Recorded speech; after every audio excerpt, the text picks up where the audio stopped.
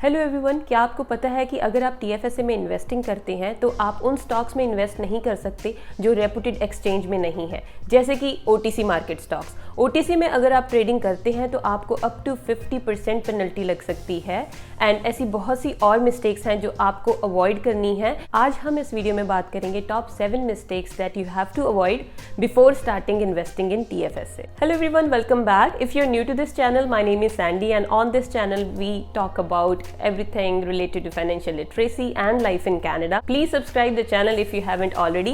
Let's get started. सबसे पहली mistake है कि TFSA tax free savings account नहीं है। बहुत से लोगों को लगता है कि एक सेविंग अकाउंट है, वो बैंक में अकाउंट ओपन कराते हैं, but they are not growing their money. In order to grow your money you have to invest, और इन्वेस्ट करने के बहुत से ऑप्शन हैं, जैसे कि TFSA में आप ETF ले सकते हैं, इंडेक्स फंड्स ले सकते हैं, म्यूचुअल फंड्स ले सकते हैं। अगर आपको नहीं पता है कि ETF क्या है, इंडेक्स फंड क्या है, म्यूचुअल फंड क्या है, तो आप मेरी वीडियो देख सकते हैं, उसमें आपको बेसिक सारी अंडरस्टैंडिंग हो जाएगी, ये चीज़ें क्या होती हैं। That will help you to grow your money. इस वीडियो का लिंक मैंने डिस्क्रिप्शन में दे दिया है, आप वहाँ से देख सकते हैं। I also link that in the I card section. Second mistake होती है अपनी कॉन्ट्रीब्यूशन लिमिट का ट्रैक ना रखना और ओवर कॉन्ट्रीब्यूट करना। जब भी आपका ईयर स्टार्ट होता है तो आपको TFSA में कंट्रीब्यूशन लिमिट मिलती है। अगर आपने प्रीवियस ईयर की लिमिट नहीं यूज़ की है तो वो कैरी फॉरवर्ड हो जाती है।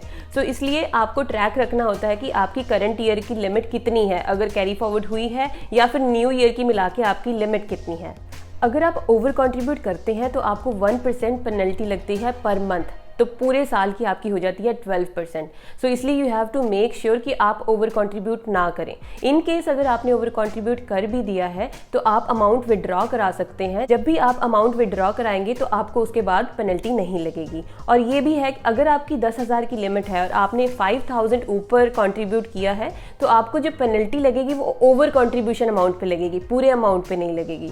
सो इन दिस केस आपको जो पेनल्टी लगेगी वो ऊपर के 5,000 पे लगेगी जो आपने अपनी लिमिट से ज़्यादा कंट्रीब्यूट किया है।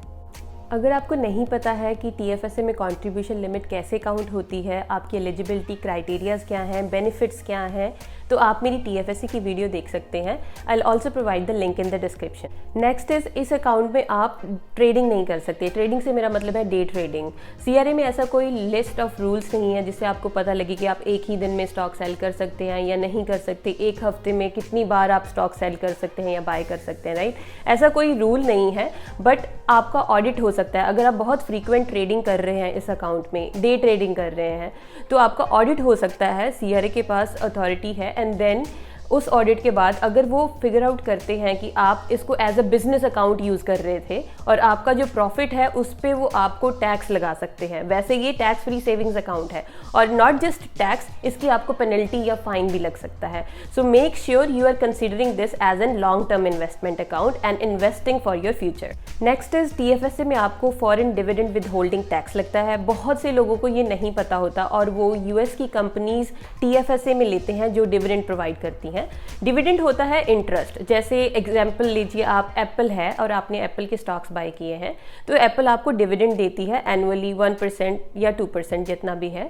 तो वो जो आपको डिविडेंड आएगा, फॉर एग्जांपल आपने 10,000 इन्वेस्ट किया, उस 10,000 का जो 1% आपको डिविडेंड आएगा उसके ऊपर आपको टैक्स लगेगा।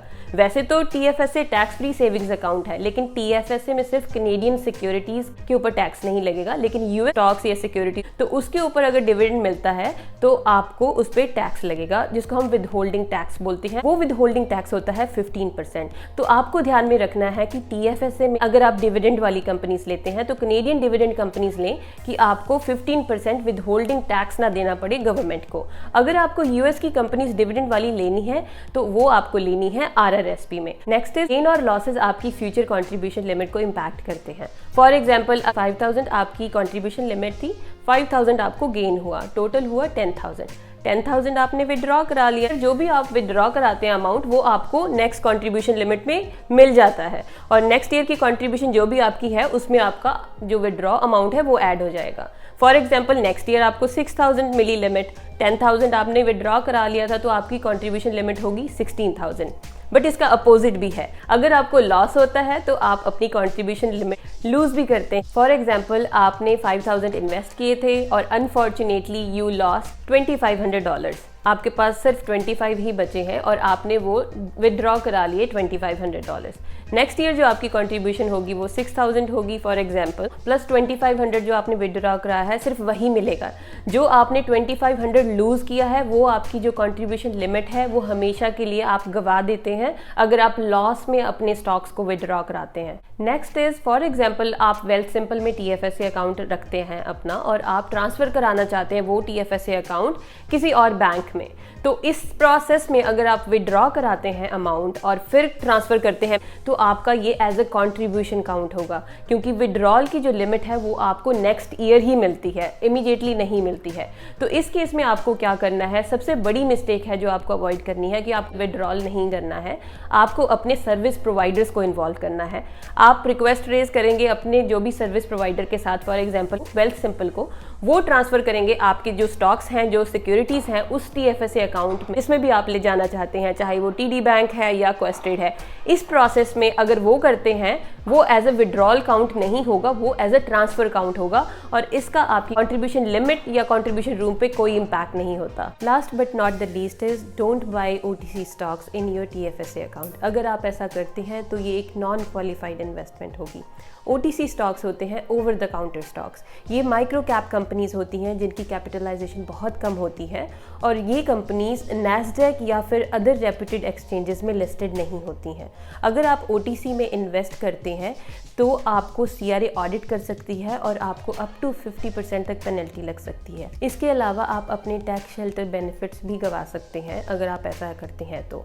ये सारी चीज़ें केस टू केस डिपेंड करती हैं। जब भी ऑडिट होता है आपके ऊपर टैक्स इम्प्लीकेशंस भी हो सकती हैं और भी सिनारियोज हो सकते हैं डिपेंडिंग अपॉन योर केस। तो आप सबको पता है कि इन्वेस्टिंग कितनी ज़रूरी है। इन्वेस्टिंग के बिना आप अपना पैसा ग्रो नहीं कर सकते। तो in order to start investing you have to know all the basics of investing and all the risks and mistakes you have to avoid.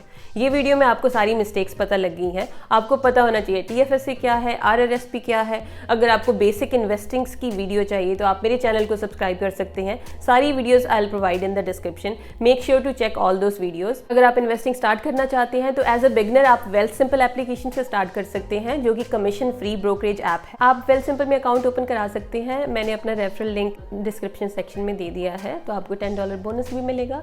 That's all you have to do in order to grow your money. So that's it guys. I hope ये video आपके लिए helpful रही होगी। अगर आपको इस video से कुछ हेल्प हुई है तो please like this video, I will appreciate that. मिलते हैं अगली वीडियो में। Till then take care, bye bye.